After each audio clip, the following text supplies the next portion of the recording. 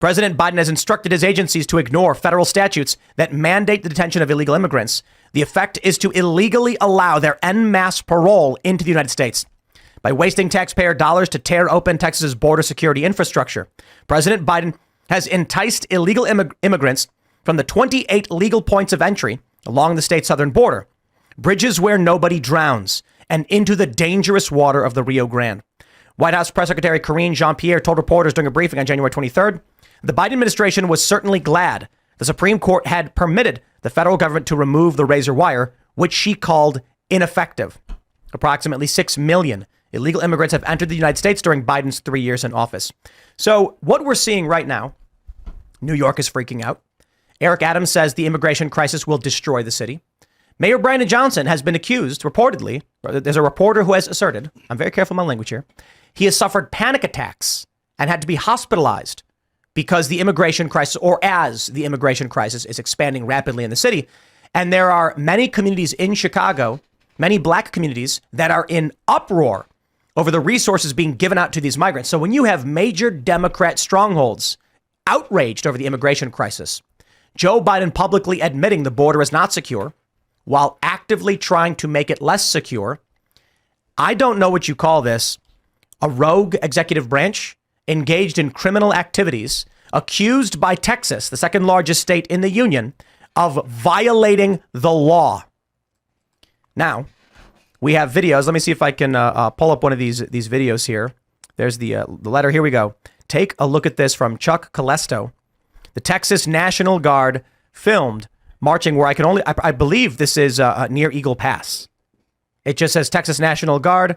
And there have been many responses to this. In fact, I believe we have the Governor Kevin Stitt of Oklahoma saying Oklahoma stands with Texas. Ron DeSantis, of course, said, if the Constitution really made states powerless to defend themselves against an invasion, it wouldn't have been ratified in the first place, and Texas would have never joined the union when it did. Texas is upholding the law while Biden is flouting it. Florida will keep assisting Texas with personnel and assets. So this is going to get interesting. Where are we currently at? 3 states, Florida, Oklahoma, and Texas, are aligned. Texas is declaring supremacy over the border jurisdiction. The question then that we've been asking for the past several days, will the federal government actually make moves against the Texas National Guard? I don't think so. Showing that Oklahoma and Florida are willing to stand by the Texas National Guard and the Texas government is fulfilling. And it's also indicative that, like, any state that sits by and watches their federal government seize control of their own state troops has got to be like, hell no. We can't let the federal government go rogue. Rogue is a nice term. Can't let the federal government overstep its bounds and seize our own state soldiers. Like, those guys pledge an oath to the state to defend and preserve the state. They're not the federal government's troops. I'm not sure if the Guard does that or not. I don't know how. Constitution, most likely. But the federal government is rogue completely. Yeah. The Biden administration is a rogue agency at this point. This is a fact.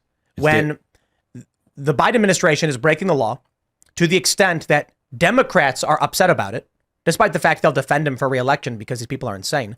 But when you have major cities, there is a plurality of those polled saying immigration is the most pressing issue. Yeah.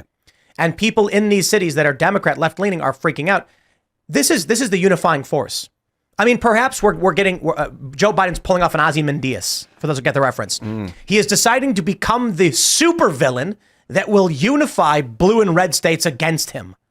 Maybe by the time the election comes up, the immigration problem will be so bad that blue states will beg Donald Trump to help save them. Maybe somebody is doing that through Biden. They're creating an Ozymandias situation where, like, we're just going to make Biden the worst of the worst so that we can actually unify the country because Trump ain't getting it done.